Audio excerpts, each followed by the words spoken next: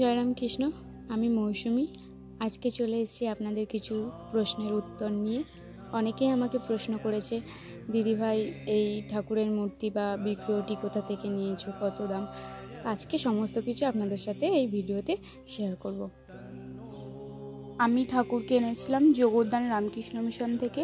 আপনারা যদি ঠাকুরের মূর্তি বা বিগ্রহ নিতে চান তাহলে জগদ্দান রামকৃষ্ণ মিশনে যোগাযোগ করতে পারেন। আমি ভিডিও শেষে জগদ্দান রামকৃষ্ণ মিশনের মহারাজের নাম্বার দিয়ে দেবো। আপনারা ফোন করে মহারাজের সাথে যোগাযোগ করতে পারেন, অনলাইনে অর্ডার করতে পারেন, বা আপনারা যদি যেতে চান সেখানে তো অবশ্যই যেতে পারেন। আপনারা একই দামে ফ্লিপকার্ট বা অ্যামাজনেও পেয়ে যাবেন। কিন্তু আমি একটা জিনিস আপনাদের সাথে শেয়ার করব, যেটা আমি ঠাকুরের মূর্তি নেওয়ার সময় আমি সব জায়গায় প্রথমে সার্চ করেছিলাম।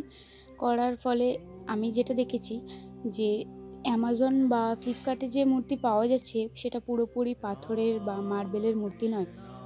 তার জন্য আমি সেই সময় ওখান থেকে নেইনি। কিন্তু আপনারা যদি মিশন থেকে নেন ওইটা পুরোপুরি মার্বেলের পেয়ে যাবেন। আমি ঠাকুরের মূর্তি নেওয়ার আগে প্রায় 3 মাস ধরে সার্চ করেছি নেটে, বিভিন্ন জায়গায় অ্যামাজন ফ্লিপকার্টে দেখেছি, এমনকি মার্বেলের দোকানে গিয়েও সেখানে দেখেছি, কিন্তু ঠিক মনের মতো আমি পাইনি। তারপর একদিন জগদ্দান রামকৃষ্ণ মিশনে গিয়েছিলাম, সেখানে দেখলাম মায়ের আর স্বামীজির মার্বেলের মূর্তি। তো আমার দেখে খুব পছন্দ হয়েছে। আমি তখন জিজ্ঞাসা করলাম যে মহারাজ, ঠাকুরের কোনো মূর্তি নেই? তখন মহারাজ বললেন যে না, যতগুলো ছিল সব বিক্রি হয়ে গেছে, আপনি যদি চান তাহলে আমি আনিয়ে দেবো। তখন আমি বললাম যে মহারাজ, কোনো ছবি আছে কি?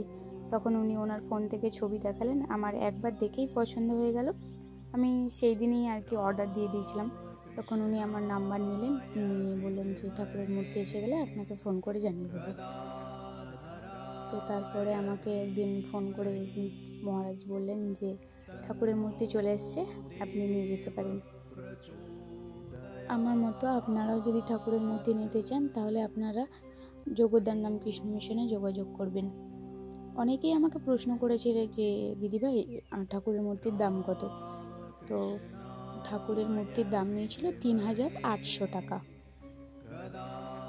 যদি সেখানে যেতে চান তাহলে কলকাতা বিধাননগর স্টেশন থেকে নিচের দিকে নেমে একটু এগিয়ে গেলেই কাকুরগাছির বাস পেয়ে যাবেন। কাকুরগাছি মোড়ে নেমে সেখানে জগদ্দান রামকৃষ্ণ মিশনে যাবার অটো আছে, ওনাদেরকে বললে ওনারা জগদ্দান রামকৃষ্ণ মিশনের কাছে নামিয়ে দেবেন আপনাদেরকে। আজকের ভিডিওটি এই পর্যন্তই। ভালো লাগলে লাইক এবং শেয়ার করবেন। যদি কিছু জানার থাকে কমেন্ট করে অবশ্যই জানাবেন।